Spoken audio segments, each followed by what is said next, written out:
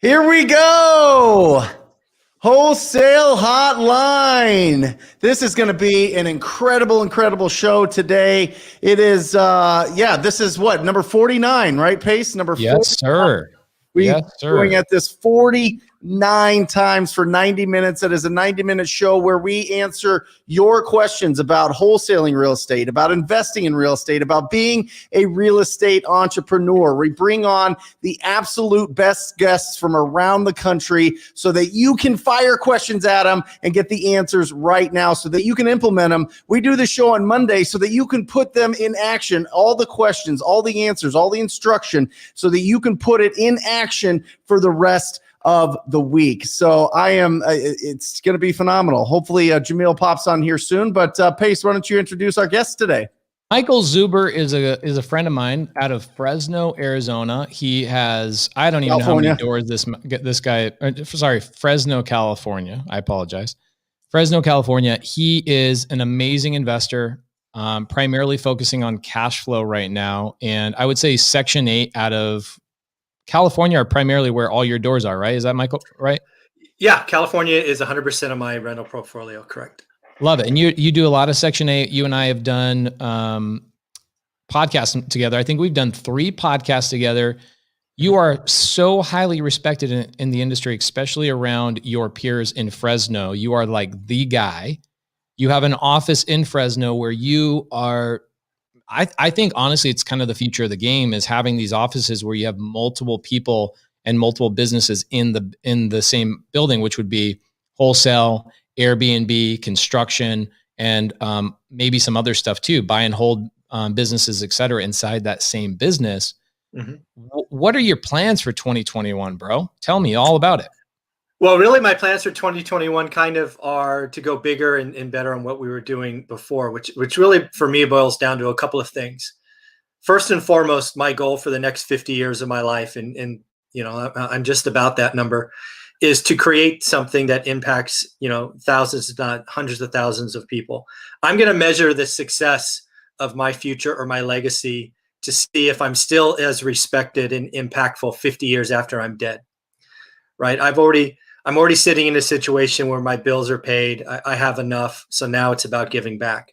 So that is the number one focus for 2021, whether that be working with entrepreneurs in Fresno inside the hub, which would also include licensed real estate agents, whether that's working with other California investors on buying properties, whether that's just on educating people around finances via a daily financial show, or having people think about opportunity cost of time versus just the price of things. There are so many ways we can help people going forward. That's really my lion's share. Yes, I'll add more rentals. Yes, I'll do some flips. Yes, I will sell more books and courses, but it is about everyone else for me in 2021. Love that. That's amazing. So, you and I had a really good conversation about Section 8 last time. So many people had questions about it. I think what we should do for the time being is I think we should really put in the minds of the Wholesale Hotline community what a buyer is looking for, right? And so we talked about yield.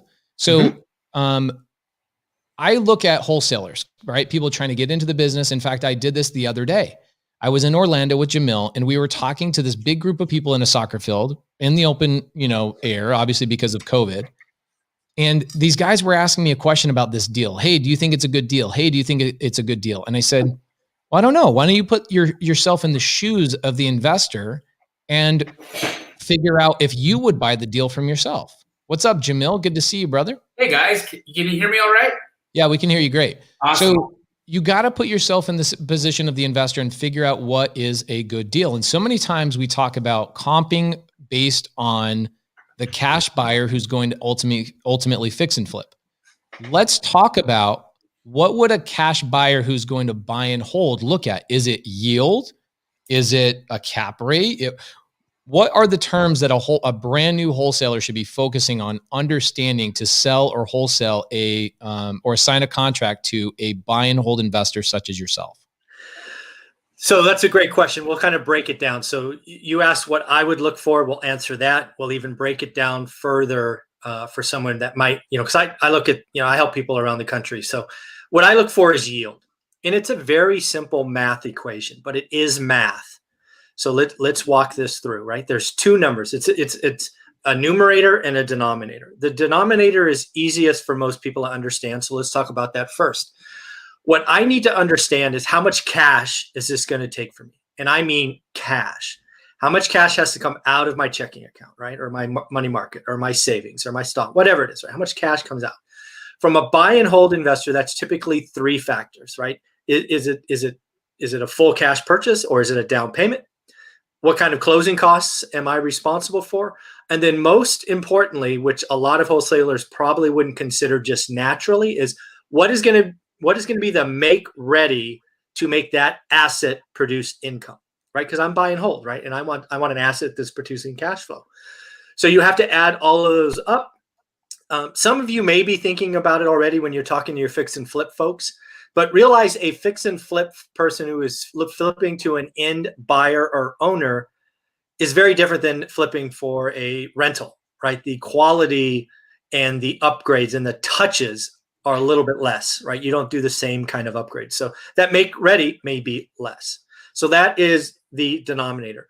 Now the numerator is, what is my expected cash flow for the year? So some people get all wrapped around the axle and go, what is that? Well, you take the expected rent and then you minus all expenses, mortgage payment, taxes, insurance, reserves for bad debt, reserves for maintenance. And at the end of that, that is going to likely, or it will produce a positive number for net cash flow of a month. You take that by 12. So you just take the numerator divided by the denominator. If you want to turn it into a percentage, you multiply by 100. And that produces a yield. It's basically turning an investment into a bond. That's all it is. It is a bond, right? What does a bond produce? Well, in Fresno, California right now, a good deal produces a 6% return. Interesting. 6%. So here's my yield. I was just talking to somebody about this the other day. So my yield, like Michael just explained, I'm going to make it in my own words, is if I put in $30,000 into an investment. So let's say I take over somebody's subject to home, right? Let's say as a cash buyer, Brent Daniels, for example, is wholesaling a deal to me right now. It's a subject to deal. Okay. So keeping true to Wholesale Hotline, how does Brent Daniels wholesale a deal to a guy like me? And how do I make a determination that that deal is a good return on my investment? How do I make that? How do I go, dude, that's a deal I want. Brent, assign that deal to me. That's what we're trying to do here on Wholesale Hotline, is figure out how to wholesale these deals. So I looked at the deal and I said, okay, if I'm going to have to pay the cost of the seller, there's cash to the seller, there's cash to Brent for his assignment fee, closing costs, renovation, vacancy while I'm cleaning it up and getting it rented out. And then ultimately my cost for utilities and miscellaneous things. What is my total entry fee is what I call it. What's my entry fee to that deal? That's the denominator. Perfect. My entry fee is $30,000. Okay. So that's everything. I don't have to get a loan, which is great about sub 2. Michael, you and I have talked about this as well on Sunday service. I don't have to go get a loan. So that's cool. Right. So if you're going to wholesale a deal to an investor like myself, and you're wholesaling a subject to, you have to let them know, dude, you don't have to go do the BRRRR strategy. You don't have to go get a hard money loan and then ultimately refinance it. Wholesaling a subject to deal to me makes my life incredibly easy. So the only cash I really need to come up with is the money to the seller, the renovation, et cetera. So if my cost is 30 grand and I want a yield of 10%, that means that I need to have a net return of $3,000 at the end of the year. So what does $3,000 mean? That means after I pay my private lender, after I have all my expenses, my payments, my taxes, my insurance, even my fluff account for repairs and vacancy, all of that's taken into consideration. And if I net $280 roughly a month on that deal, and it's exactly $250. Okay, so exactly $250. I net $3,000, and that is a 10% yield on my investment of $30,000. Every time. Okay, that's a great return, because not only am I getting my 10% yield, I'm also getting my mortgage paid down by my tenant. I'm also getting tax depreciation. I'm also getting crazy appreciation, especially during these up times right now. And so that is the mind frame of a cash buyer. And once you understand the mind frame of a cash buyer, you can really, really start comping properties. Jamil, you just jumped in here, so we missed you at the beginning. At Keegley, how are you guys making a determination for your cash buyers who are ultimately going to buy and hold these properties? Great question. So obviously it really depends on market, right? So if we're talking about the Phoenix market, that's going to be a completely different story than Florida, Tampa, Orlando. It's going to be completely different if we're talking buy and hold in California. As Mike just described, the yield or the cap rates that are a good deal in California is a 6 cap. If I try to bring a 6 cap to an investor in Arizona, they're going to laugh me out of the conversation. They want nothing to do with it, right? And so the market is going to dictate what a good yield is. So over here in Arizona, specifically in Phoenix, as a wholesaler, I'm trying to contract. So I'm going to be contracting based on what my rents could possibly be. So here's the fun thing. If you're a wholesaler and you're out there and you want to get involved in multifamily or you want to go pick up single family rentals, you want to find opportunities where the rents are low and that where the rents could be raised. So let's just say, for instance, right now, your average rent for a small 2-bedroom apartment in Phoenix is over $1,000, $1,100, even $1,200. So if I can pick something up where, say, that same unit is being rented right now at $7,000, I know that I have the capacity to raise my rents, by $500 a month. That $500 rental increase is going to create the gap that I'm looking for in spread. So I'm going to be evaluating the deal based off what the potential rent can be, but I'm going to be buying it based off of what the current rent is. And that's just like what we do in wholesale. We buy a property based on its current condition, and we sell it based off what it could be once it's fixed. Same thing works for rentals. You buy it based on what it's being rented at right now, and you're going to sell it at what the rent could be. So what they're looking for in Arizona is a minimum of an 8 cap. An 8 cap is a good rental in Arizona, but investors will jump at a 10 all day long. So we're always trying to contract at around a 12 and then sell at a 10. So Jamil, are you putting that information out when you blast out these deals? Or are you just putting an address, price, pictures? If we think that the play is going to be a rental play, absolutely. Absolutely, we're putting that out. We're explaining what the value add opportunity is. A lot of times, though, that conversation is going to happen over the phone. You can't get a lot of that detail out in an email blast. Like, here's the play, guys. You're going to buy this. You're going to kick everybody out. You're going to do some improvements, and you're going to raise the rents to this. Your cap rate's going to be that. A buyer attention span is very short, and so we're going to say value add opportunity, severely under rented, and that's going to signal to the buy and hold investor that there's a play. When I write severely under rented and priced accordingly in my ad, that tells Mike Zuber that he needs to pay attention to my ad because this property is severely under rented, and it's priced accordingly, and he knows that now all he has to do is raise the rents and he's going to gain equity. That's incredible, because I think that's really important, that if you're going after specific deals and you're following up and you know that it's a good, motivated and a distressed property owner, they want to get rid of the property, but maybe the pricing just doesn't work out. What you guys are saying is you can use this equation to see if it makes sense to a buy and hold buyer as opposed to somebody that's fix and flip, because we primarily talk on this show about selling deals to fix and flippers, right? You know what I mean? That's essentially what we do. Go find the ugliest houses that you can, with that you can get them as low as you can, sell them for as much as you can. And typically that's going to be somebody that has construction background that can take that property, fix it up, make it look beautiful, and for the most part, put it back on the market. But what you guys are saying is we're going to equip the audience tonight with another tool that says, listen, if you use this equation that Michael's going to break down and explain everything, he's going to explain what a cap rate is. He's going to explain the yield. He's going to go through all these things. These are like big words. You're using big words, Mike. I'm like already lost, but I'm writing it down. I'm taking notes. I'm serious. I'm very like basic with this stuff. But what you're saying is if you can understand what investors are looking for from a yield percentage, then you can go after deals that you thought were a little bit too tight and actually make something on them. Yeah, I think there's a couple of things that I would, I would coach all of you or suggest all of you and all of your followers to think about, especially in the times that we are in now and where we likely will evolve as we get through eviction moratorium and forbearances and all of this. Right now you may be going after the ugliest houses and you're looking for flippers, right? That's where the meat on the bone is. That's where the opportunity is. Go for it. I mean, have fun. I see it all the time in Fresno. Keep upgrading houses. It's good for everybody. Thank you very much. But what's going to happen in 2, 3, 4 years when we go through another economic cycle and we have another recession? What's going to happen is what will very likely happen in the very near future is interest rates will be up. They may not be up a lot, but maybe they'll be 4.5%, 5% on a 30-year fixed. But why I'm bringing this up for the subject 2 group is you're going to run into people that have very skinny equity. Maybe they have 5% because they put 3.5% down or whatever it is. But the magic, the sprinkle of love that they're all going to have is they're going to have 30-year debt fixed at like 2.3, 2.4. That is going to be meat on the bone to a buy and hold investor, right?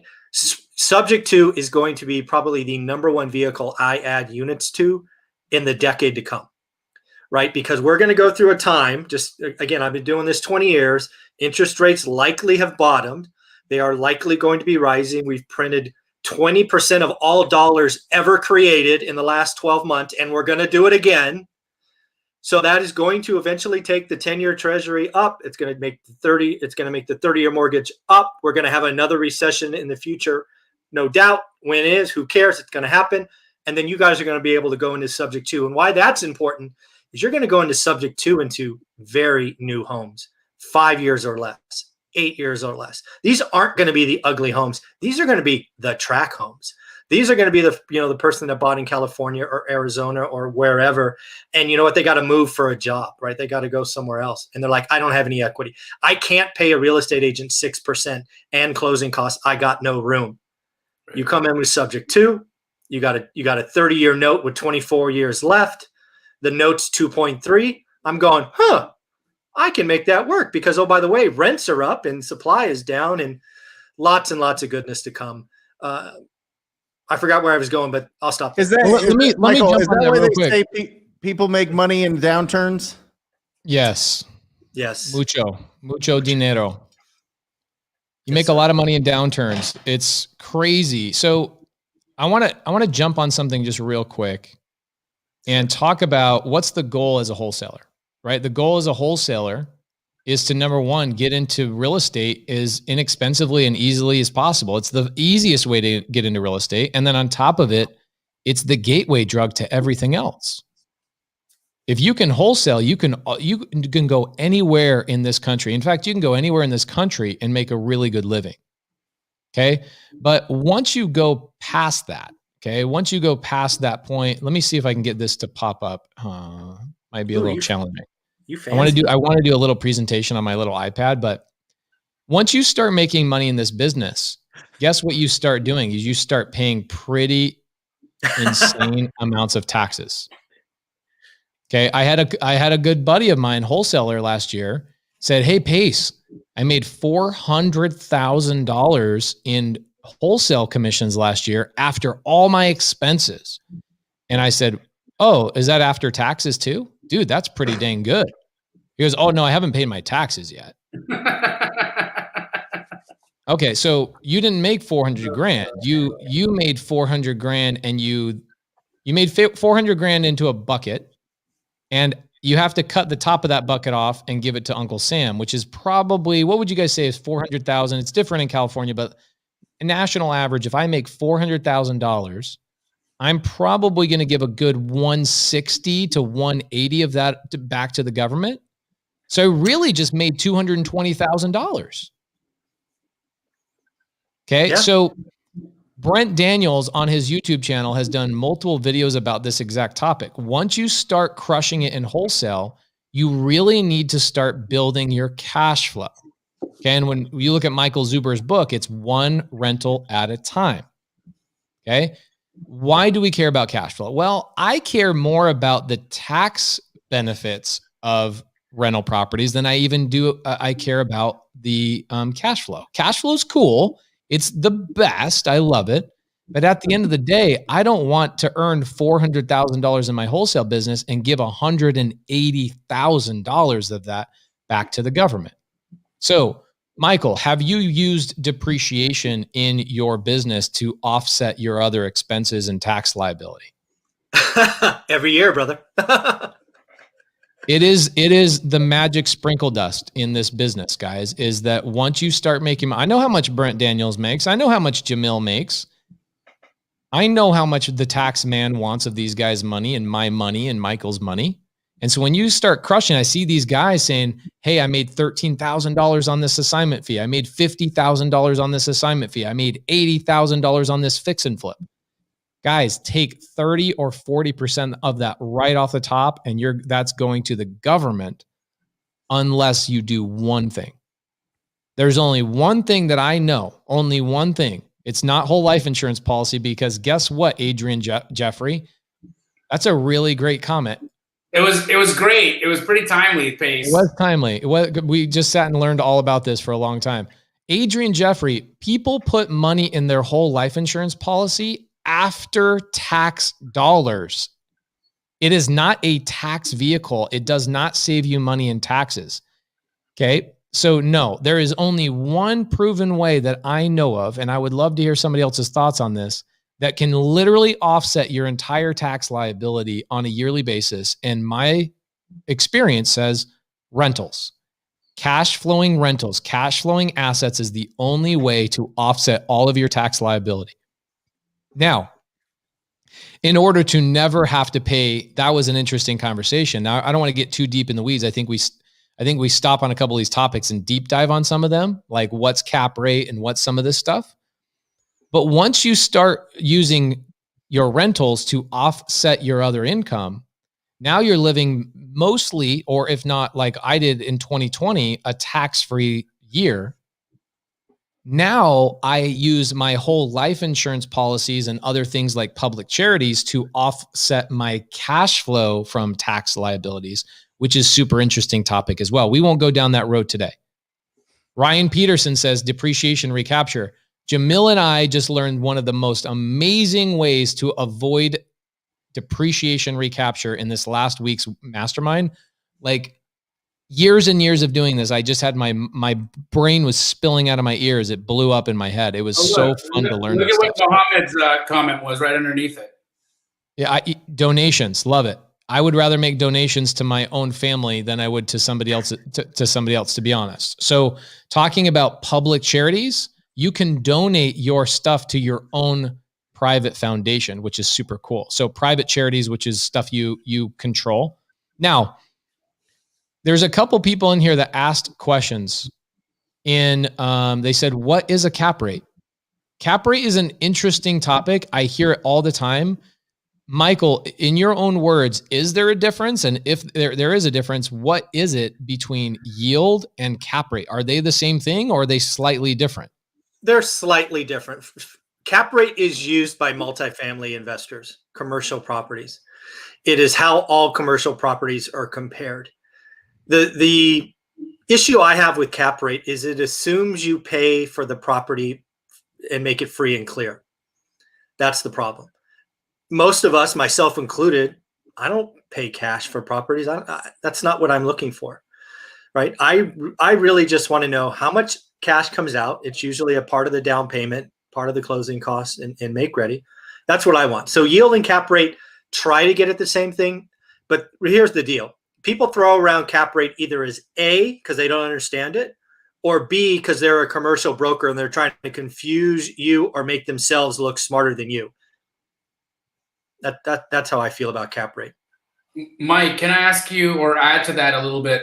The one thing that I've always found cap rate doesn't address is appreciation, right? And when Michael talks about yield, I would look at yield as an all-encompassing return on my investment, right? What's my yield on this property? So I got 10% cash on cash return, and then I appreciated 8% over the year. What was my total yield, right? That's what I'm looking at and when I'm looking at yield or return. And cap rate, unfortunately, doesn't even take into consideration appreciation. And so I think it's kind of a rudimentary or like a real low line way to. But you're right, Michael. They all use, commercial brokers will use that as the the dancing post or the dancing pole to swing around. Yeah. So just so we're clear, right? Appreciation shouldn't be in your any calculation at point of purchase, Right. but should absolutely be evaluated when you're looking at your personal portfolio and looking at how you did for the year and all of those things. Absolutely. Filling out a financial statement, all of that stuff. I don't suggest anyone looks at appreciation or potential for appreciation in a deal up front. But let's be clear, that doesn't mean a discount, right? You talked earlier, Jamil, about buying a deal, right? I'm 30 points undervalued or something. Those are different things. I just want to remove appreciation because I've been doing this 20 years and I saw millionaires go broke in California because they were betting on appreciation in 06, 07. They made millions of dollars in 05. They all lost it all in 07. So I'm a little hypersensitive to that word because I've seen what it could do and it could destroy people. So a little caveat. And I think So to your point real quick, Yeah. we're all partners. We're all partners with the federal and the state government. All right. They get a piece of it. Right. But the interesting thing is when you talk to this partner and you say, hey, is there a way that I can pay you less and impact the community more? They go, well, you could buy housing. We don't like dealing with housing. We're pretty bad at housing. Actually, we're not that great. If you take care of it and keep it fixed and livable and good, and we'll help you out on your taxes. That's essentially what it is, right? That's exactly what it is. They're incentivizing you to help create affordable housing, which is going to be one of the world's biggest problems going forward in the next 20 to 50 years. Housing crisis. Right. We're seeing it right now. I mean, you drive anywhere in the country. Jamil and I are traveling all over the place. The number one thing that's getting built right now, you think it's mansions? No, it's apartments. They can't keep up. There's too many people.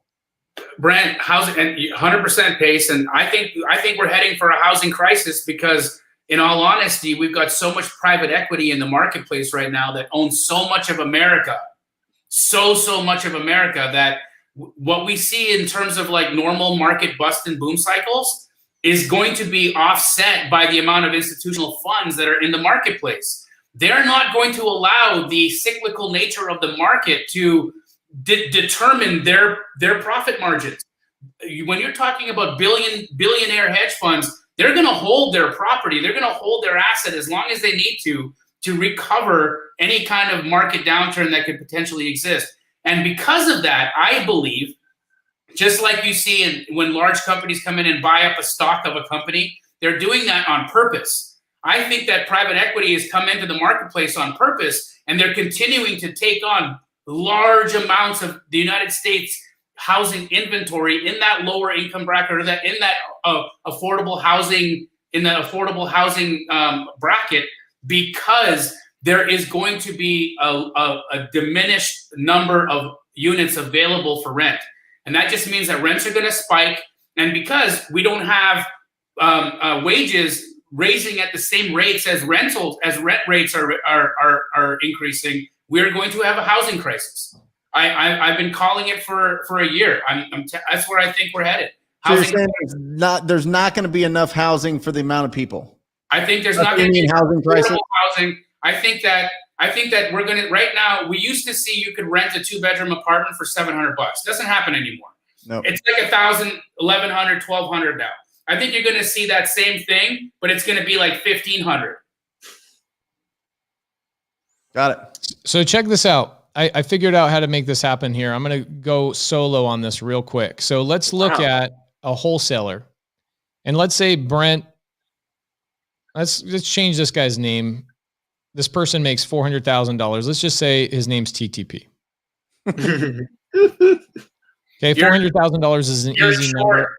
You're short a couple mil there, bro. No, I know that, but you know what? You're right. Let's screwing this up. I'm sorry. Let's say this guy's name is Paul. Okay. So Paul's a wholesaler. He makes $400,000 in checks. Okay.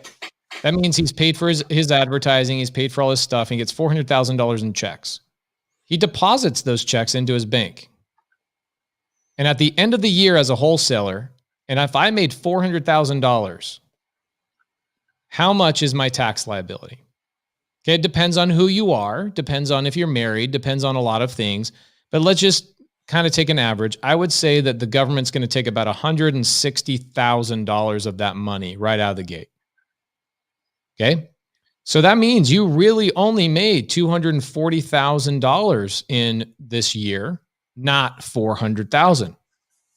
This money goes to your government partner, as TTP talked about, your government partner. Okay. That would be your state. That would be your IRS, et cetera. Okay. So $160,000. Now, I, as a business owner, I look at this $160,000 and I'm like, man, there's no way you guys can manage that $160,000 as well as I can. So like Brent said, you said the government partner says, you know what, if you don't want to give that money to us, we will incentivize you if you go buy properties with this. And I would say that my average sub 2 deal is about, let's say $20,000 is what it takes. Okay. National average is probably closer to, let's say $12,000. You got lower end markets that are like, I bought a deal in Vegas in January of last year that cost me closing costs and I took it over. Okay. And it's an Airbnb. I net $1,900 a month on it. So that means if every deal is $12,000 on average each in terms of what is it? It's going to be closing costs, cash to the seller. It's going to be a little bit of repairs and then get it rent ready. Let's say it's average of $12,000. How many deals can I buy with $160,000? Let's look at that. Let's see. Let's just say it's 14. That's 15 deals. I could buy 15 rentals at that rate with that same amount of money. Okay. So while everybody's giving their money to the government, they're missing out on the fact that, man, you're in the best business of all time, which is wholesale. Wholesale allows you to make that $400,000, but unfortunately, wholesale doesn't allow you to keep it. But what wholesale does is it gives you the opportunity to be, either buying subject to deals or, buying some of your own properties with cash or whatever it is. You do the Burr method on this, whatever. Out of those 15 deals, Jamil, what would you say is the national average? What would you say is the national average price of a home that you guys are dispoing right now? Is it 150? Is it 200? What would you say is that price? Like national average? Yeah, national. It's probably around a little over 200,000. Okay. So if I'm buying, let's be really, really simple with this. If I buy out of this $160,000, let's go through this again. Let's be very conservative. Let's say instead of it costing 12, it cost me 20,000. So you can buy each one of these. That means I can buy 8 properties at $200,000 value each. That means I have now in property real estate. I just bought $1.6 million in real estate. What's cool about that, now Michael knows this, he's crushing it on this. But what Michael knows is that his tenants are paying down the debts on that. His tenants are allowing for the houses to appreciate over a long period of time. Obviously, it ebbs and flows and all that kind of stuff. But here's the thing that we're missing out on. Okay. Now, we've got $1.6 million in real estate. Now, I can go to my government partner and say, hey, remember IRS, you said if I use this $160,000, instead of giving it to you, I can go buy real estate with it. The IRS allows you to do something called depreciate your assets. Okay. They think that after 27 and a half years, those properties are basically worth zero. So you can divide that out. And I'm not going to get into the weeds on this because it's actually very simple. This is the way I look at it. In the first year, in the first year of me buying these properties, I take about, do you do advanced or bonus depreciation or forced depreciation in the first year, Michael? Only on larger apartments. It doesn't work on houses. Okay. You're talking about cost segregation. Right. Okay, so on my CPA allows me on single family homes, we take the first 5 years of depreciation up front. Cool. So let's say that I do that on these properties. Essentially, here's what happens. I just bought those $1.6 million in property. I get about 25% of those houses worth of value in a tax credit. What is that? It's $400,000. So I get that tax credit, that $400,000. Look, sorry, Pace, you're not showing your screen. You probably want to be showing your screen. I hate when I do that. Nope. So I get that $400,000 tax credit for buying those properties, and that $400,000 makes its way all the way up here, all the way up here, all the way up here. And it says, hey, you know that 400 grand that you said you made, you actually, because you took an IRS credit, we're going to say that you made zero, and we're not going to ask you to pay that. So instead of you taking home that $240,000, you then technically were able to take home and not take home, but utilize that full $400,000 for your own portfolio and growth. And this is the thing that a lot of people miss out on. They miss out on, they just try and live on their cash. They make their $400,000. They go, I'm going to live on my 220. And they're not building that portfolio. So what I love about Michael's book, okay, Michael, I've read your book. I've suggested other people read it, watch it read it or go find it on Amazon. It's awesome. You're talking about, you don't have to go buy 10 rentals in your first year. Go buy one. Just start with one. So tell us what your philosophy is. If I'm just brand new, how do I get started? How do I then make my way towards the cash flow model where I'm not just sitting there living only on my wholesale stuff? Yeah, I've been lucky enough to know some of the best wholesalers in the Central Valley and around the country. What I often tell them is you have to get to a point where you're basically wholesaling 3, keeping 1, wholesaling 2, keeping 1, right? You have to get to a point where you start to add assets so you can take care of you leveraging depreciation, as you've just outlined for us. Because as you do that over time, it compounds, right? Your example talked about 8 houses, and you got rid of $160,000 in liability to the IRS. That's awesome. But you know what? What if you got rid of just 40 grand of that this year, and then 60 grand and all of that, right? I walk into the year now with somewhere between $350,000 and $400,000 in losses because I have built a portfolio up over time.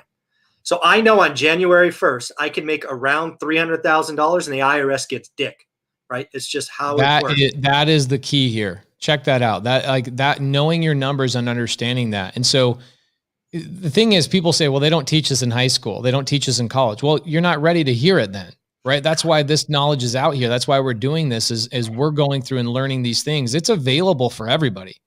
Okay. You imagine if they tried to teach depreciation in high school and even in college, like nobody would understand it, right? You got to go through it. So essentially you're walking into January 1 based on the portfolio you already have. Mm-hmm. And you know that you can go make $300,000 to $400,000 that year tax free. So here's what's interesting. Yeah, go ahead, Brent. When you buy property, they ask for 2-year tax returns, okay, for conventional financing, right? Sure. If you're not showing income because you're writing it all off of depreciation, how do you buy rental properties? Well, so you have to be very careful. So a financial expert, they will always back out depreciation. Depreciation is a non-cash expense. This is the thing that people do not understand right here, what he's explaining. I freaking love this answer. Keep going. This gets me pumped. Yeah, it's smoke, right? If you bring up the example that Pace just walked through, right? And it looks like, right, he leveraged 400 grand, 240 grand in cash, $160,000 in assets are gone by depreciation. A bank is going to back out depreciation because Pace did not write a check for that 160 grand. So on his financial statement, it shows 160, or actually it'll show 400 grand because he had 240. So that's the thing, is a lot of lenders that will turn people down based on their depreciation are people that doesn't really happen that often. I've heard of it happening once or twice. Those are like loan officers that just got their license 3 days ago. They don't understand the depreciation actually gets backed out. I earned $400,000. I earned that. No question. So I didn't write a check for $160,000, or I'm sorry, I didn't write a check for $400,000 to come to zero. They look at my earnings and they look at my ability to pay my bills, right? And so they back out the depreciation. I did not understand that, and I was afraid years ago to take depreciation. And then I had a good LO that was like, yeah, that literally doesn't happen anywhere. It's a common concern that people think of, but I think that you guys just cleared it. So yeah, so let's take Pace's example and bring it down to earth for other people. Right? Let's say, for example, your top line number was 400, which he talked about.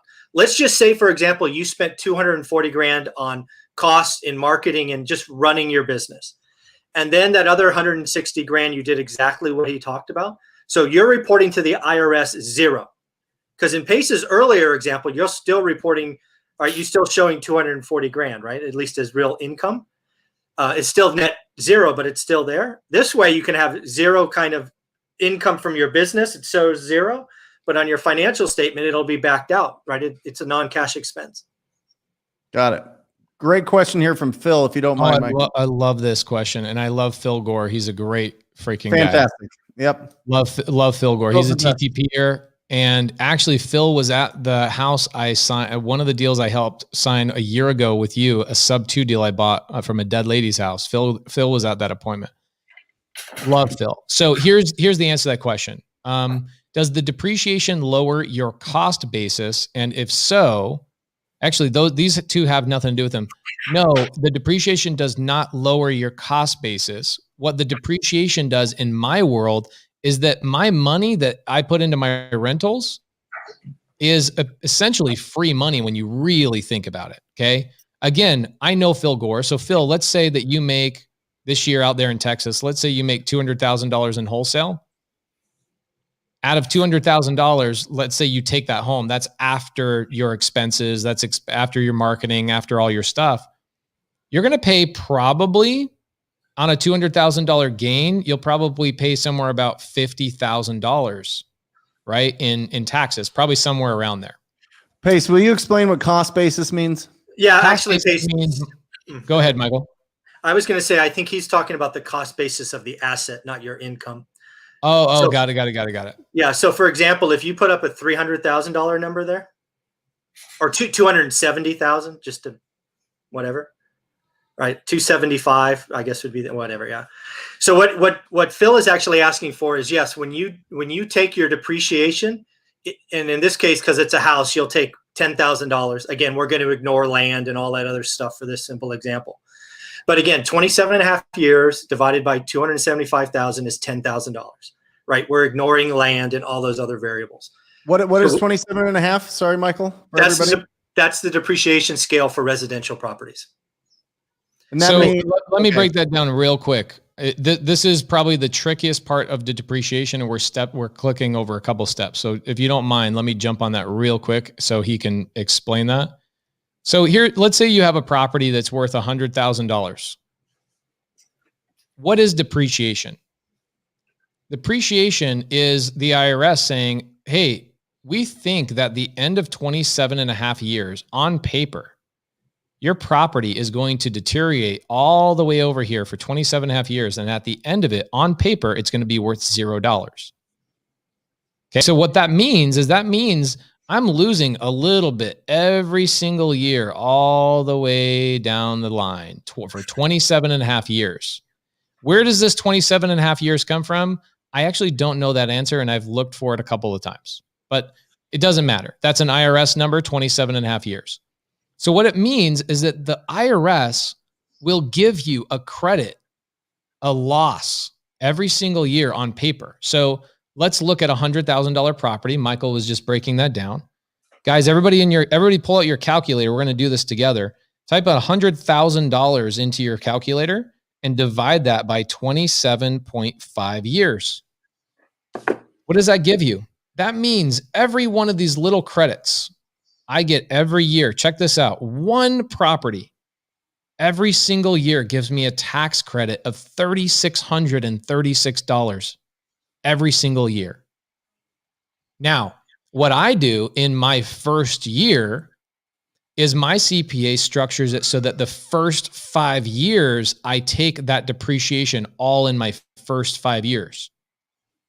You can I'm just sorry, I choose take that in my, say that, Brent, one more time. You can just choose that. You can just Yep. You choose can how do many straight years? line depreciation, which is just 1 year at a time. You can do 5 years, or you can even do cost segregation, which a lot of times that's a whole nother conversation for another day. That's typically for $1 million properties or multifamily stuff. So we won't go into that today, but that allows you to take 40%, 50% sometimes of the value of the home so I just bought a property in Atlanta. Jamil's actually been to the home. $1.3 million is what the house is worth. I used cost segregation to take a 40% tax credit in 1 year on the same year. Wow. So what is 40% of $1.3 million times 0.4 equals? That means I took a $520,000 tax credit on that one property in 1 year because of the tax code. Okay. And that's called cost segregation. We can go through that another day. Okay. But let's go through this simple example of $100,000. So check this out. If I'm PACE, I'm going to take 5 of those years right up front. What is 36 times 5? That is $18,000 I can go make in my wholesale business tax free. Because I went and bought one property. I went and bought one property for $100,000. And that IRS partner that Brent was just talking about is going to allow me to take a tax credit of $18,000. So if I have a wholesale business right here, and that wholesale business makes $18,180, I can offset that from one rental over here by getting actually I should change the color of this so you guys can kind of get the gist of it. I can use that as a credit for the IRS, and it comes over here and it's almost as if I'd never made that money. And guess how much I pay in taxes? A big old whopping 0. Yep. And then when you fill out your financial statement to get a loan, it shows 18 grand. There you go. Back to Michael's point from earlier. Michael makes a good point. A good financial, loan officer, not even good. This is just commonplace. It's the ones that are idiots that don't do it that way. So when people are like, how are you paying no taxes? You're cheating the IRS. No, the IRS, as Brent said earlier, wants you as their partner to go and provide affordable housing and clean up the neighborhoods. They're not good with housing. And so they're incentivizing you, please make our neighborhoods nice. Please go and invest in our government. And in doing so, we will allow you and your family to build massive wealth, because obviously if you do this well one time, you'll do it over and over and over and over and over and over and over. And next thing you know, so this is why, he talks about one rental at a time. Mm-hmm. It's what I call the snowball. You start with a little snowball and it gets bigger and bigger and bigger. Next thing you know, it's so big. The momentum is so massive that it can't be stopped. And that's where you look at these guys that are billionaires and they're, Jamil and I were at the airport the other day and we saw these 2 kids come off of a private plane and nobody else. 2 kids come off of a private plane. Those guys have cash flow. Those guys they're flying their kids around on private jets, not even worrying about money. They have passive income. They have built massive, massive wealth. And so the beginning of that is one rental at a time. Mm-hmm. The fastest way to make more money, this is the greatest thing, Tom Breslow. This is so great. I love this question because I was confused by this for a very, very long time. I'm sorry this is turning into the PACE show, guys. Michael, do you tell me your strategy? I just learned a couple of strategies this last week and I would love to share with everybody. Some you may not know about, maybe you do. But what would you do to avoid tax depreciation recapture? Now, here's the thing. What is tax depreciation recapture, guys? Everybody keeps asking about it. Is this. Let me share my screen and then we'll let Michael answer this question. So you see this $18,000 right here? essentially what recapture means is they say, well, you took a credit against your income for $18,000. Okay. That means that when you sell the property and you actually don't reinvest that money into anything, we want that credit back. Okay. So that's what recapture is they're saying, well, we want that $18,000 back because you're no longer. Sort of. You got to I'm be making careful. it simple. I'm just trying to make it as simple as possible. Well, let's do it this way because I'm an accountant, so I get a little frisky. Love Right. it. So basically what you're saying in your example, you can bring it back up, right? You had $100,000 house when you bought it. You then wrote off $18,000 in depreciation. Mm-hmm. So on the financial statement, that asset now, again, with rounding, shows an asset value of $82,000. Right. Right. Because you wrote, yeah. So the asset is now 82,000. You do that again, right? That's basically taking the purchase price, and over 27 and a half years, it goes all the way to zero. Right. So it shows up at zero.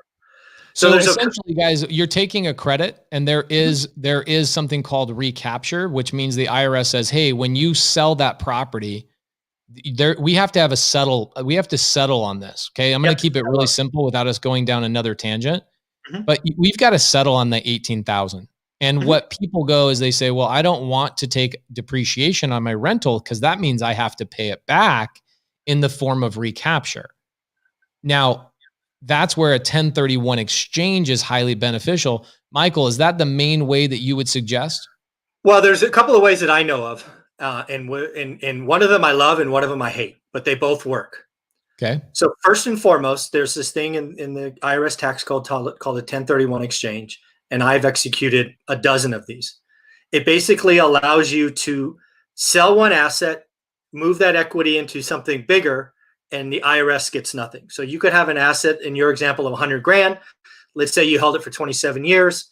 It's now worth zero. Instead of selling it to a cash buyer, which you're then going to have to pay 40% taxes on, you could sell it via 1031 exchange and then go buy another house and start it all over again. Right. You pay nothing to the IRS. All of that recapture goes to the new asset. Right. And so we call that step-up basis. Exactly. It's a stepped-up basis into a new asset. I've done that a dozen times and will continue to do that. I plan. The only time I will sell an asset for cash is if it's just not performing. And again, remember that 300 grand I walk into the year with? If I can use it so I end up not paying the IRS. I get choices with the way my tax structure is set. But there is one other way, at least that I know of. You may have know of others, Pace, given your mastermind. The other one is you could die. I don't really like that strategy, right? You could die because then what happens is you have a stepped up basis to your children or your heirs or whatever that is. You don't even have to sell it. The write-off on your taxes are gone. It is then evaluated at its current price, right? You bought it at 127 and a half years ago. It's now worth $1 million. Under the current rules, it's stepped up. It's valued at $1 million. And the beauty is your kids get to depreciate it for 27 and a half years at $1 million. It's beautiful. Michael, is there a point in the ownership or the age of a property that you decide that you want to sell it in 1031? Because I think that, something that at least goes through my head, I know it's gone, I've talked to some other people is, yeah, that's great, but these properties get old. I got to fix these properties up. Yeah, I'm saving 18,000 on my taxes, but I just paid 15,000 to put a new roof on, a new kitchen, a new bathroom, all of these things, all of these costs. Is there a point where you buy properties that are in a certain condition and you get the juice out of those and then you move on and you sell it and let somebody else deal with it? So there is, but it's not for what you're highlighting, right? Again, something you'll see in my book if you get a chance to read it, Brent, is it is very hard to find a deal. So my intention at point of purchase is to hold forever. Got it. With one caveat. I've been doing this 20 years and there's been 2 or 3 cycles where newbie investors want to overpay for what I own. And if you ever want to overpay for something I own, I will gladly sell it to you. All day. all day. Right? So, it happens all the time, right? 2007 or 8, everybody was buying houses. So I sold, real example. I bought a house for 107 in 2000. And again, you could look it up on Zillow, 1818 Norris Drive East. Can you look it up, Pace? Pull it up on Zillow in the Yeah, I can pull it up. Yeah. Let me look it up real quick. What's the address? Hold on. Give me a second. Oh, sorry. Go ahead. 1818 Norris, that's Norris Drive East. 93703. You got it. Let's pull it up.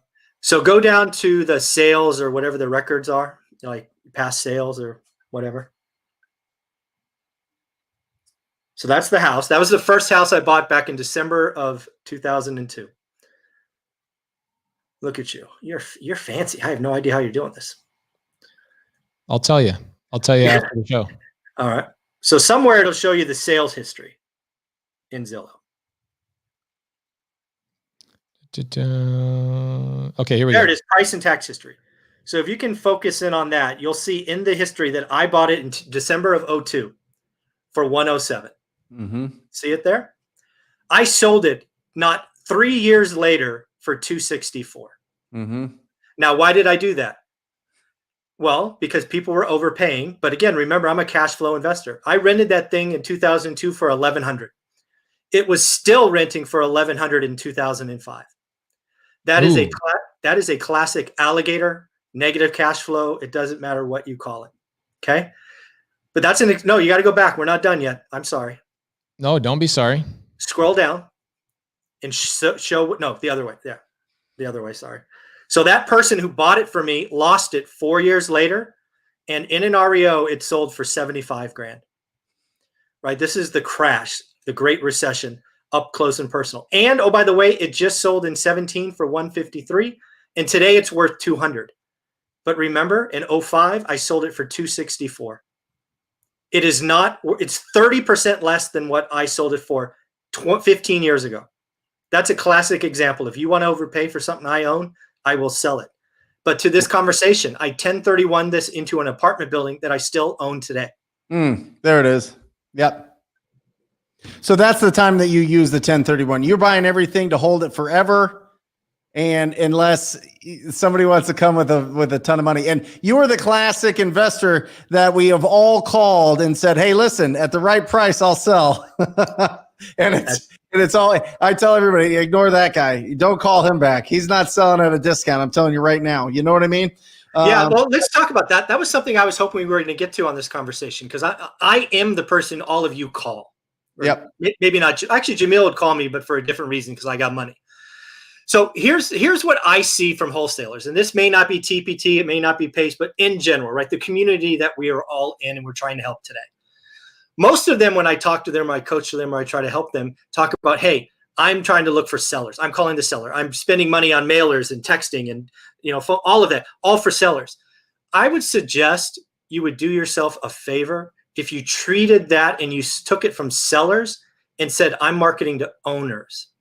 Because yes, you want sellers because that's where you get your checks from. But if you treated that first contact or that first communication different, you actually might learn stuff. You actually may find your number one cash buyer. I tell you what, I get 5 to 10 contacts a day, and they're all saying, hey, can I buy property XYZ from you? No, fucker, I don't know who you are. I'm not having this conversation again. Right? Sorry, I get passionate about this. But if you called me and said, hey, I'm an investor in Fresno. I'm looking at properties all the time. I see you own in this area. What are things that you look for? Oh, we might have that conversation. And oh, by the way, I guarantee you, if I'm having a problem with a tenant, it will come up in the conversation.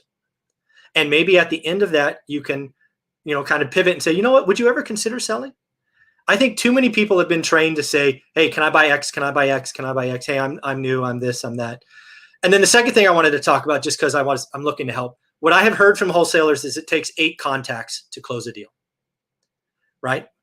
My career was selling software over the phone for millions of dollars. You never did that on your first phone call.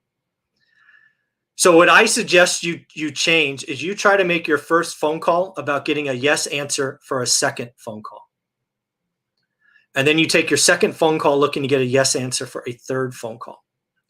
Build the relationship, add value, help people. Because when you do this correctly, not only will I tell you about my world, but if you are truly adding value to me and we're building that friendship and relationship, I will tell you about my friends that own stuff or my friends that could be buyers. Right? We are too fast to close. And believe me, I was in tech sales. People make a gob of money and people always want to go for the close. But in my world, it took 15 to 20 contacts, phone calls, meetings, to get $1 million deal. It's not the first phone call or the first contact is extremely valuable. And I think it is underappreciated. It is being done. It is being taught incorrectly by many people in the industry today. And I think this community could do it better. And if you just pivot your conversation a little bit, because you've got about 5 seconds with me before I hang up on you, right? 5 seconds to get 30 more. That's the rule. Exactly. And I think if you treated it as you're calling an owner versus seller, that little pivot in your mindset always is huge. So that's 2 things that I knew I wanted to talk about today. So I'm glad I got them off my chest. Huge mistakes, Michael, that they go, hey, I'm an investor. Do you want to sell your house? That's terrible. The second one is they don't use any of their own efforts. They hire a Filipino for $3 to $5 an hour that has no idea what you're talking about. And that it's just low hanging fruit. It's just low hanging fruit. It doesn't work. That's over. It's over. Yes, sir. Yep. Good. Totally agree with you. Awesome. Yep. I'm going to give everybody the link to one rental at a time. It keeps coming up. I'm going to pull this up for you guys in the Amazon, in Amazon. You're very nice. Thank you. Guys, please. Do you see these, Michael? Holy cow. We've had basically 400 people watching live this entire show. Oh, wow. This has been a great show. Great comments. Everybody, please show this guy some love. Michael, how can I find you on Instagram? We've got basically 30 minutes more to go. I think we should start answering some questions out of the side. How can people get a hold of you on Instagram? Is it Instagram? The beauty of everything I do is one rental at a time. I certainly have an Instagram channel, but my main content is 4 original pieces of content on YouTube. My channel, of course, is called One Rental at a Time.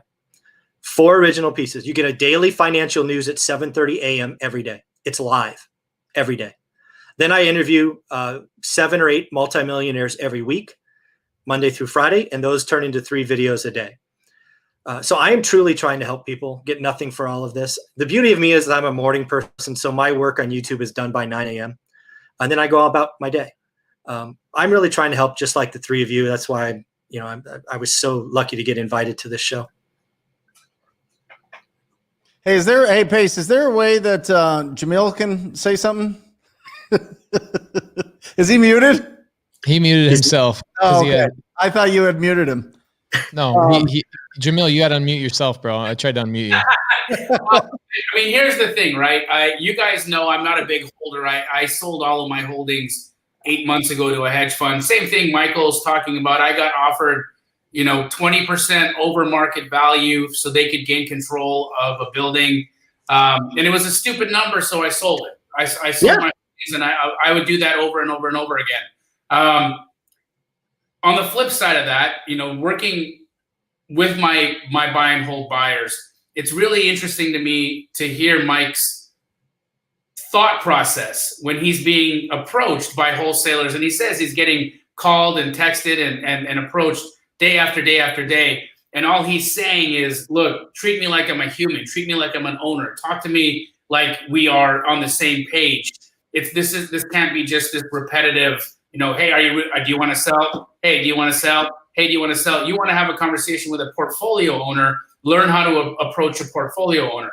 So what I'd like to ask you, Michael, is beyond just that, hey, be a little bit more personal or personable to me. What could some other approaches that you could think of wholesalers could take when they're wanting to talk to you? What about calling you with a deal? What about not calling you to see if you want to sell? What about calling to see if you want to buy? Exactly. This is the conversation I was hoping we were going to have for at least a part of this 90 minutes. Again, what I want you to do is I want you to realize you all have bought lists. You have bought lists of owners. And if you treat that list with the kid gloves or the respect it is, there is so much gold in there that you are all missing. So what I would do is, again, I would just scroll down the list like you're doing today and say, hey, hey, Michael, I see that you own 123 Park Avenue, blah, blah, blah. I'm looking to invest in that area. I was wondering if you could answer 2 questions for me. You've asked permission and then you shut up. If I got that question, and even if I don't know who you are, I'm like, yeah, I can answer 2 questions. First question, and again, I'm just thinking off the top of my head so you guys can script this, get better at it. But the first question would be, how have you liked the area? And then shut up.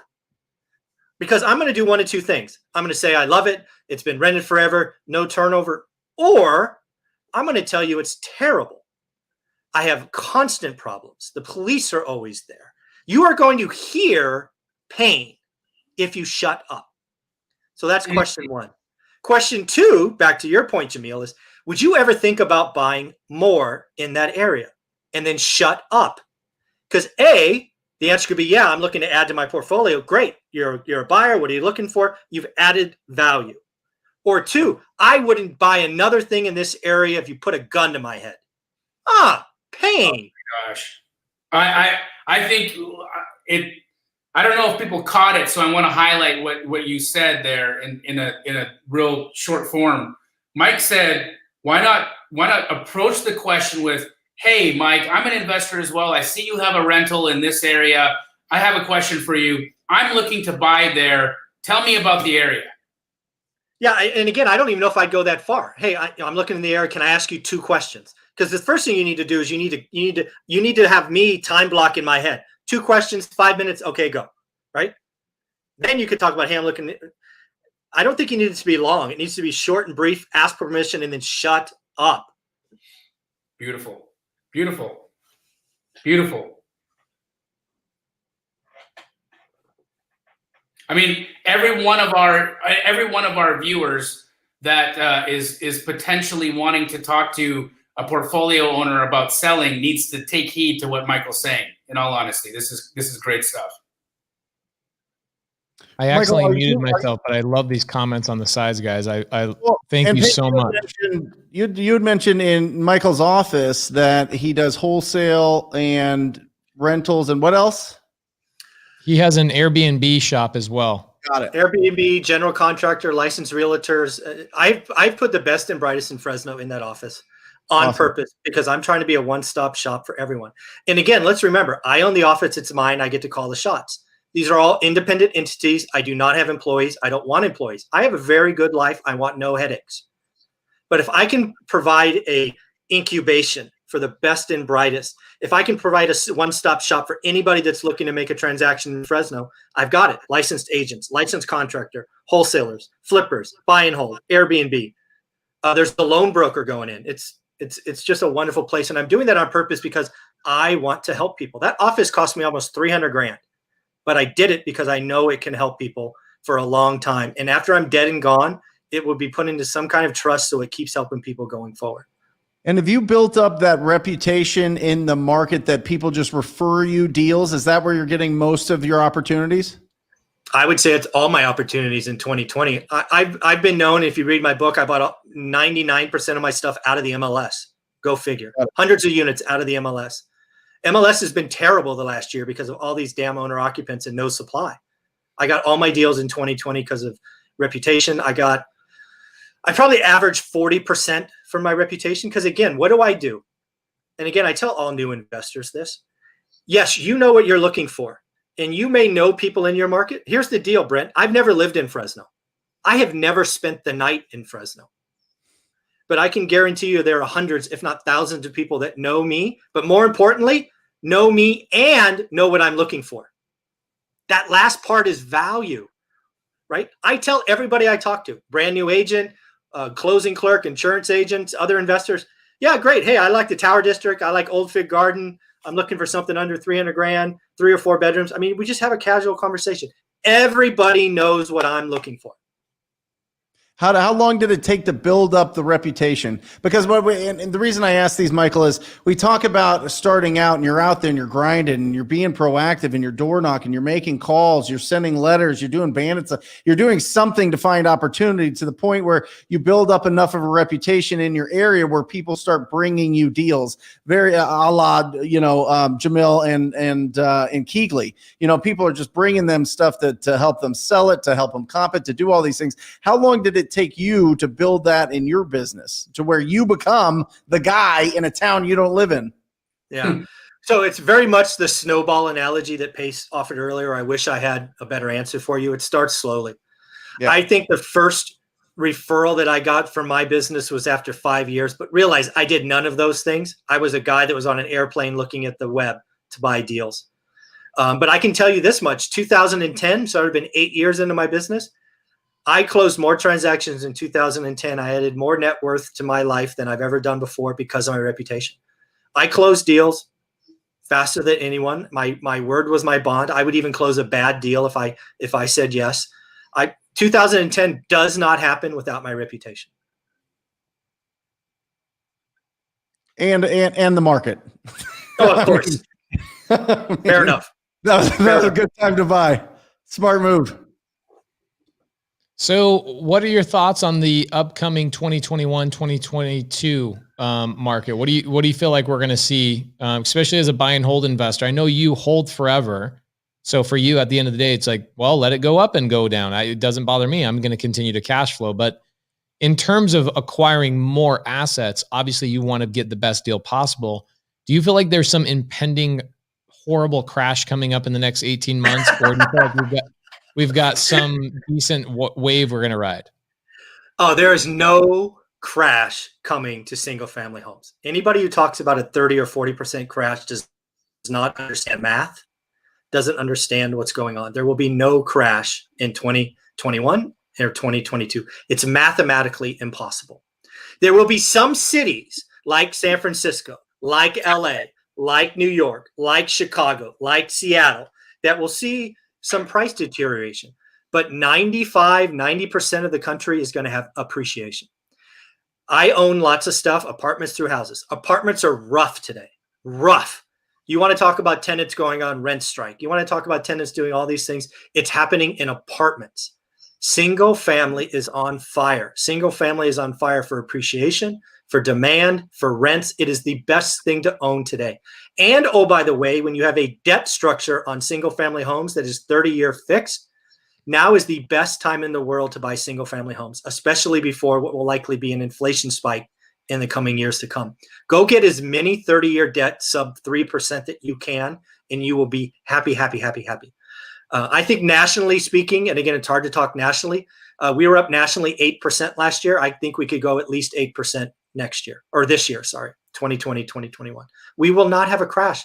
It's impossible. The only thing that could cause a crash, there's only one, is if Janet Yellen takes the federal funds rate, which essentially is 0 today, and jacks it up to 5%. If she takes it from 0 to 5%, which is 20 moves at a quarter at a time, that will take 30-year notes to about 7.5%. That would crush housing. But Janet Yellen has never found a spending spree she doesn't like. She likes to spend our money like a drunken sailor, so she's not going to do that. But outside of that one thing, is the only thing that could crush housing nationally.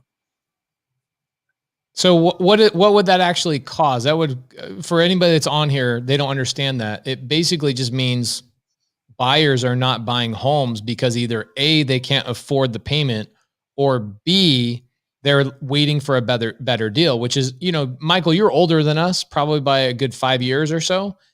When my parents were buying their first home, I remember the interest rate was 12 or 14%. Mm-hmm. But also the price of a home back then was $30,000, right? So you've got homes now $300,000. You have a 7.5% rate on those. Oh my gosh! Like, think about people are just going to go rent. Nobody's going to buy a house. Yeah, that's people the are big buying. Fix and flippers, home builders, all that kind of stuff. It's gone. Done. Zero. Zappo. Nothing. The only thing that gets done is subject to deals because they have 30-year fixed rate money at 3%. That's the only stuff that transacts. And anybody who owns it free and clear, that stuff will transact, but at a greatly reduced price. That's the only stuff. But here's the deal, folks. People buy on payments. I've been doing this 20 years. I have an MBA, an accounting degree, all this nonsense. People buy with payments. So what people love to do, like these YouTube entertainers out there, these people that are like 27 and have never seen a crash, they go, hey, look, the price is the same today as it was in 07. That is idiotic and stupid. You know what the interest rate was? Because I was buying back then. I was getting a 7%. Yeah, 6 to 7%. Yeah. So let's just assume a 300K house in 07 is a 300K house in 2020. Do the math on a payment. The payment's about 30% less today. And, oh, by the way, we've had inflation in income. It is not a bubble. We are not in a real, not saying we couldn't get to one with Janet Yellen printing money like crazy, but we are not in one today. Right. I like this question that Johnny Sanchez poses because this is kind of an individual question. And it also, for me, it comes down to age. So Johnny Sanchez says, if I have $200,000 equity in my home, should I cash out, refi, or line of credit to invest? Now, me personally, I love debt. I'm leveraging debt constantly. I just bought a deal from a TTP student today. It's a $500,000 home. I put $7,000 down. It's going to That's awesome. Literally, it's a 2% note that I'm taking over. 2%, 30 years. And I'm turning it into an Airbnb. It's like on a lake and all this stuff up in North Peoria area. And I'll probably cash flow a net $4,000 a month. In 3 months, I'll have my full investment back. And for the rest of my life, that thing will just pound money into my pocket, which is amazing. So for me, I look at cash in a property, like especially if I had that much equity in my personal property, I would look at that as dead money. Now, Brent and I are going to disagree on this because Brent has a philosophy of, I want to pay things off with cash. I know a lot of people that have that philosophy. So it comes down to a personal decision. Okay. And there's a lot of really good arguments both ways. But for me, at the age I'm at right now, I would prefer to leverage not as much as I can unsafely, but I want to safely leverage what I can to buy as many assets as I possibly can. With sub 2 specifically, that $200,000 could go buy me at least 8 properties worth of down payment, or not down payments, but like cash to the seller, closing costs, cleanup, a couple months of payments while I'm renting it out. I now have 8 properties cash flowing and getting depreciation, appreciation, mortgage pay down, and all these other things. Those 8 properties they pay for my entire house payment. I never have to worry about another house payment as long as I live. In fact, probably probably 5 of those properties pay for my mortgage. Now I have a free house. What is the $200,000 doing for you sitting in your property? Now, that's a personal question, but I know, Johnny, you're a younger guy. I would go, man, how do I buy as many 30-year notes as I possibly can, whether it's sub 2, seller finance, or even the burst strategy if you decide to go that route. How do you take that $200,000 and get 8 to 10 cash flowing properties that you'll have for the rest of your life? What are your guys' thoughts? Well, there's a couple of things there, right? So I think based on the question, he is in your camp. What he's asking you though is, do I do a cash out refi or a line of credit? Because he wants the money, right? At least that's how I read the question. He's already sold on taking the capital. So I don't think that's all right. Cool. I don't think. Yeah, I would say real quick before Michael answers his question, or the question is, I would say a cash out refi is probably going to give you a better rate, especially right now, than a line of credit. So I would go a cash out refi route, and I would pull out as much as I possibly can at the rates that are at today, which probably could get like a 2.8% interest rate. Yeah, I mean, I think that's the only option in today's market is to do a cash out refi. Realize you have $200K in equity. I mean, it's hard to assume what the house is worth. You're not going to get all $200K. The bank is going to want to keep some equity there for their cushion. You probably could safely assuming it's $200K equity, I don't know, 140-ish, maybe. I'm just guessing. They're not going to give you all of it, is my point. No. That's why the burst strategy sucks. But anyway, no, I'm kidding. The burst strategy really does work. Obviously, Michael, I'm sure you've used the burst strategy a lot on your portfolio, right? It does work. Yeah. It just is a little bit slower. It takes a little bit more time and energy, and you do have to have a pretty good situation. Dude, the comments in here are strong. This has been a really, really good show, Michael. Guys, if you haven't gone to Amazon to buy his book. Thank you, Michael. All that. Come on. Thank you. When you get TTP to take notes, this guy knows his crap. So guys, go to Amazon. Just go to Google. Type in one rental at a time, Amazon, one rental at a time, Michael Zuber. You'll find the book. Very, very simple. Okay. Now, a couple of really good questions on here. I like this. So Mark Ingrid Hernandez, cash out refi. It's what I'm doing, but not going past 75% LTV because I don't want to be over leveraged. Interesting. So people that are afraid of being over leveraged, why is over leverage a scary thing, Michael? Well, first, back to your point about your age, right? I don't know Mark. I don't know Mark from Mary or John or whatever. But if some people have experienced the '08 crash, it was absolutely an over leverage problem, right? So there are people that may have experienced that themselves, or worse yet, you're younger, but your parents went through it, right? So one of the things I won't do in any of my assets is go over 75%.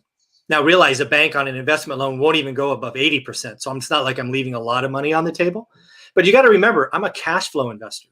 So if I like an asset, but it won't cash flow at 75% down, I have a choice: get a lower price, put more down, or don't do the deal, right? That's it. I do not like alligators. Paige, you read my book. The only picture in the book is an alligator eating a bag full of money, because I did a cash. Remember that property you looked up earlier, 1818 Norris Drive? What we didn't talk about is I did a cash out refi in about 18 months. And this is what happened. I went to a bank. My bank said, hey, we'll give you all of the money, because it was crazy lending. Mm-hmm. And they said, how much do you want? I said, I don't know. I'll take it all. So this is what happened. I got my first mortgage payment after I did the refi, and my payment was about $1,200. But remember what the rent was? It was $1,195. So even if the property did nothing wrong, I was losing money. I will never do that again. I want every asset to stand on its own. I don't want to go, hey, I like that purple house so much, I'm willing to have that be negative because the yellow house will pay for it. No, that damn purple house stands on its own, or I don't do the deal. Every asset is unique. I think that's so important. I mean, 100% every property has to stand on its own. And the second thing that I thought was just brilliant, and this is just something coming from your experience, Michael, is in a random pandemic, multifamily is getting chewed up, right? Chewed up. So you think to yourself, okay, well, maybe there won't be another pandemic for another 100 years or whatever. So I'll be fine if I buy multifamily, but you never know. You have to think about that. That's got to be in the back of your head all the time. What happens if something like this happens again? And I think it's going to be really interesting. And I want to see what happens with the market. See if if multifamily takes a dip, or if people just keep going forward and just stay in love with it. I don't know. It might be a potential opportunity in the future, but who knows? But it's interesting. It's interesting. Yeah, that's crazy. So Curtis Williams says, thanks for all the valuable information. I'm working on my first wholesale deal. Let's remind ourselves why we're here, guys. This conversation we're having is that wholesale provides the opportunity to have cash. Okay, so where do my opportunities come from? My opportunities come from one place, my wholesale operation, right? And I shouldn't say wholesale operation. I'm targeting motivated sellers. That's what I'm doing. I'm targeting motivated sellers. And once you understand how to wholesale some, make some chunks of cash, fix and flip a few here and there, and then start buying long-term assets, that's the business model. But it doesn't start by you just waking up one day and going, I'm going to start buying rental properties. Unfortunately, you've got to learn how to either raise private capital or you got to go make some money. And wholesale is the fastest way to get out and make money without experience. And that's the whole purpose of Wholesale Hotline. So hopefully you guys got a tremendous amount of value tonight. I haven't seen the comments this amazing and since Rochelle Jarvis was on the show. And do you mind real quick if Jamil and I just beat up that last with Johnny when he talked about pulling out $200,000 in equity? Jamil, what's your thoughts there? Do you think it's smart for him to pull out equity right now, or do you think that he should keep it in there and keep working on his business and stay focused? I can only speak from my perspective and what I do, right? Yep. And so I don't have a mortgage. And I don't have a mortgage on my house because I'm just like Michael had talked about. I'm fearful. I went through 2008. My whole family got diminished. All of us were homeless. I've seen it happen. I've seen how predatory banks can be. I've seen the rules change without you even knowing what happened. And so because I've seen how strong and how powerful lending institutions can be, because I've seen how lending institutions get the government behind them to do their bidding, because I've seen those same government agencies send their armed people to my home to get me out of my home when I wasn't supposed to be there anymore. I ain't fucking with it. I don't do that because it's not for me. I don't do mortgages because they're not for me. I'm going to always own my stuff in cash. I believe in cash. I believe that what we learned from Michael today, from my perspective, was how do you talk to a buy and hold investor? What does a buy and hold investor care about? What are the things they want to know? How do you hold your own in a conversation with somebody that is this astute with the cash flow game? How do you understand depreciation? How do you use the conversation of depreciation to talk about selling? How do you talk about 1031s and how that could trigger a sale? These are the things that I think really apply to wholesale, and especially the people that are listening today. I think this absolutely applies to everything that they're doing with respect to how to approach a buy and hold investor. And I think that what Pace and Michael got into today was mind blowing, because I learned a ton. Although I had learned a lot of what Pace was talking about earlier, just listening, I'm still lost. I'm still lost in a lot of those conversations. So hearing Michael and Pace talk it through, and Pace being able to give us those diagrams of what that would actually look like drawn out, it made a lot of sense to me. And I was a student tonight. Thought it was great. You said it perfect. This is fun stuff. I echo the same sentiments. Yeah.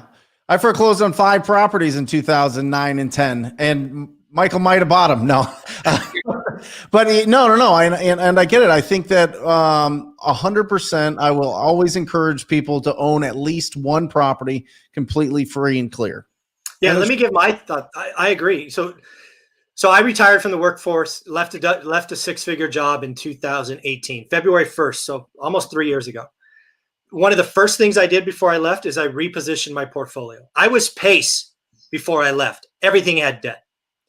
But I walked up to about 6 months knowing I was going to be out. I'm like, I ain't leaving this without a pile of stuff free and clear. So I went in and levered up my 4plexes, my triplexes, and I paid off a lot of houses.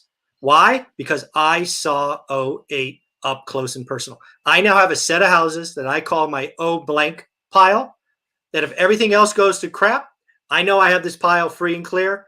I can sleep at night, right? You got to know where you are in your growth game. If you're in year 1, debt. You're in year 10, year 15. You know what? Maybe pay some of that stuff off. And then lastly, to Jamil's point, I strongly believe in paying off your house. I hate it when I hear people go, I want to max leverage my own home. That's where your wife lives, your husband lives. That's where your kids are.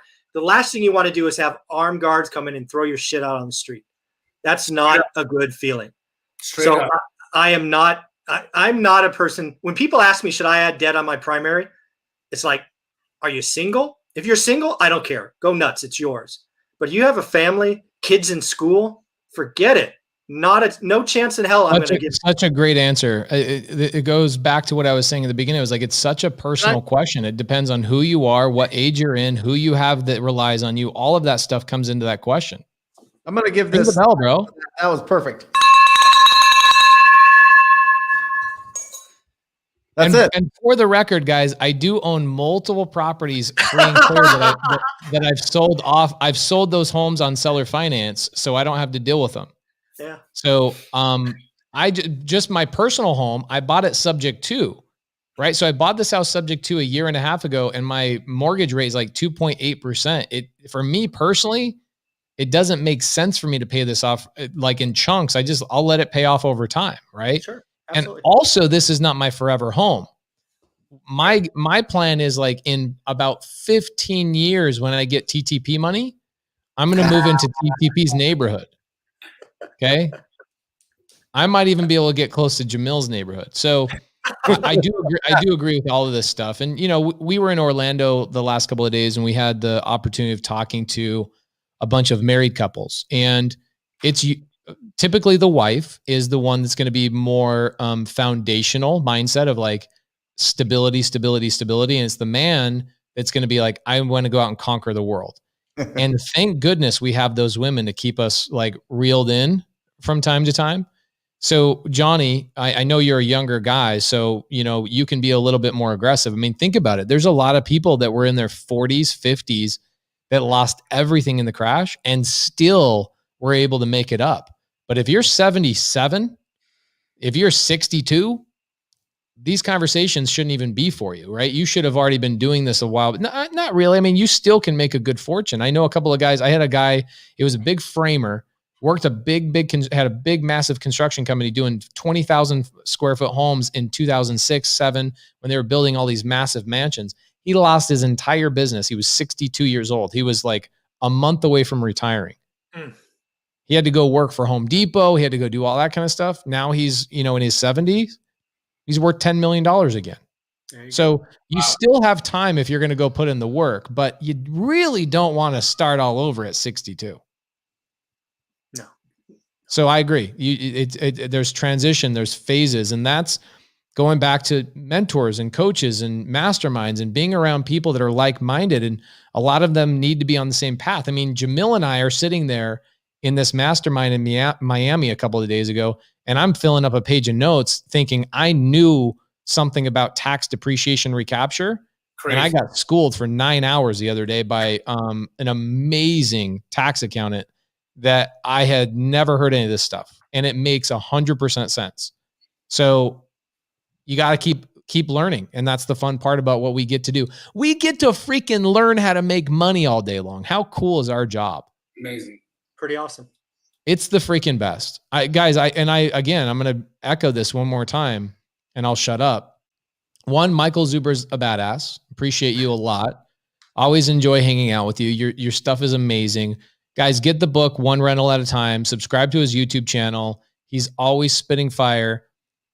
Another thing I want to point out is that we've had really good comments in the comment section all night long. You guys throwing love to our guests. We really appreciate that. Michael doesn't get paid to be here. His book is incredibly inexpensive. He's not making money on the book. He's just trying to get the help out there. I've had multiple conversations about his book with them. It's not a profit center for him. It's a place to help people. So give the man some love, buy the book, and we'll have him back. This was a really great conversation. Maybe we will deep dive next time.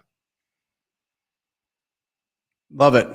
Thank you, Michael. That was incredible. Guys, this is who you're going to be speaking with. These are the cash buyers that you want to reach out and have a quality conversation with and build that relationship, and look at him as an example of building up the reputation in his marketplace as the guy to go to that makes deals easy and smooth. And that's where we want to be. At some point, we all want to be Jamil. We all want to be Pace. We all want to be Michael. And that's it. That's our show. Fantastic. Oh, 500 people, 400 people tonight. Incredible. So, Jamil, you crushed it. I mean, you were kind of a chatterbox, but you crushed it, Jamil. So sometimes, you do what Michael said and shut the fuck up. Yeah, that's it. That's it. Michael, what are your final words, my brother? I think you said it best, Pace. We get paid to go learn how to make money. That's exactly what this is all about. So have fun, ask for help, keep going. Don't. There will be bad days, but pick yourself up, keep going. The good days far outweigh the bad days. Amazing. Thank you guys. Have a great evening. We will see you next week on Wholesale Hotline.